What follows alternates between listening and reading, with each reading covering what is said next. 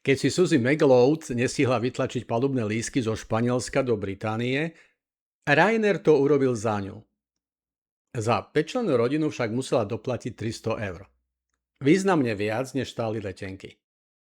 Jej rozhorčený príspevok na Facebooku spustil lavínu 500 000 väčšinou súhlasných reakcií. Celkom dobrý základ pre vyjednávanie s prepravcom. Z Ryanair to však ani nepohlo. Jeho šéf Michael O'Leary vrátenie peňazí odmietol s tým, že nevytlačiť si lístky bolo naozaj hlúpe. Ak to zvládne 99,98% pasažierov, ostatných tolerovať nebudú.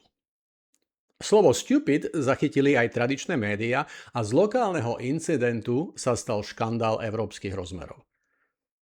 Možno vás napadne otázka, prečo kapitolu o zákazníkovi otváram firmou, ktorá svoj vzťah takto dobabre a nie je jej to dokonca ani ľúto.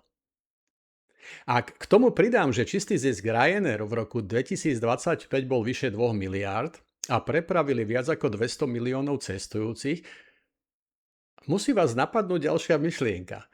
S tradičnou predstavou o proklientskom prístupe tu niečo nesedí.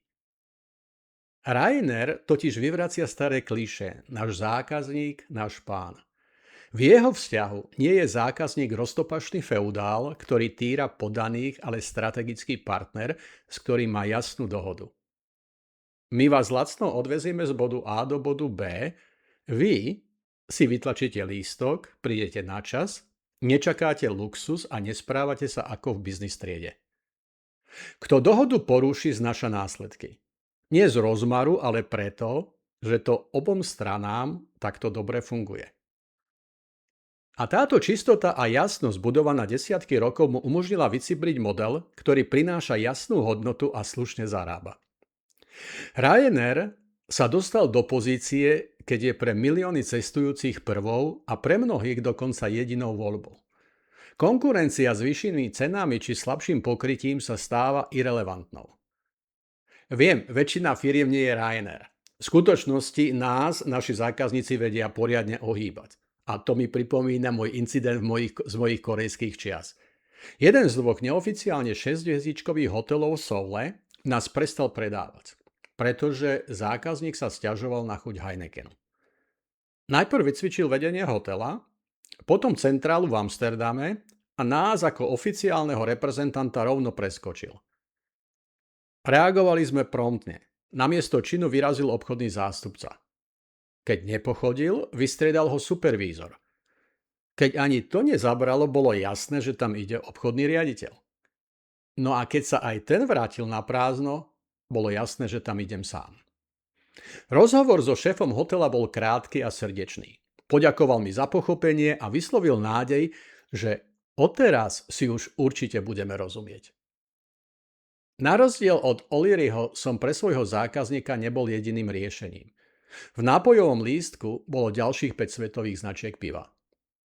Silný vzťah medzi firmou a zákazníkom nevzniká v boskoch a objatiach.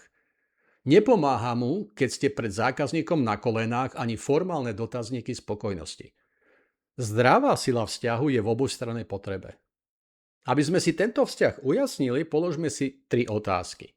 Poprvé, kto nie je náš zákazník? Koho obsluhovanie nás stojí príliš veľa energie a kto nám narúša systém, ktorý pre ostatných funguje? Po druhé, kvôli čomu u nás ľudia reálne nechávajú peniaze? Ak si odpoviete kvalita a prístup, schovávate sa pred pravdou. Ryanair vie, že u neho ľudia platia za to, aby im zostalo viacej peňazí na dovolenku. Bodka. Po tretie, čo môžeme prestať robiť? Čo robíme iba zo strachu, že zákazníka stratíme? A naopak, čo by ocenil viac, aj keď si to priamo nepýta? Ak si myslíte, že sa to do praxe dostáva ťažko, máte pravdu. Najprv si to musí organizácia sama v sebe vyčistiť, usporiadať a nastaviť. Potom prídu roky tréningu. Jasný profil zákazníka a jeho skutočnej potreby nesmie zostať len v hlave šéfa. A pripravme sa na to, že pôjdeme proti prúdu. Proti zákazníkom, ktorým sa to nepáči, proti obchodným partnerom, ktorí majú svoje vlastné predstavy Ale aj proti ľuďom v našej vlastnej organizácii, ktorí o tom nevedia, alebo im to proste nesedí.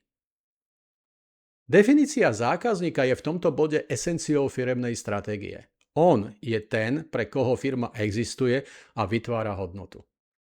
Každé vybočenie generuje náklady, ktoré sa už zrejme nevrátia. V ďalšom videu sa pozrieme na to, ako túto skutočnú potrebu zákazníka odhaliť a overiť si ju aj v praxi.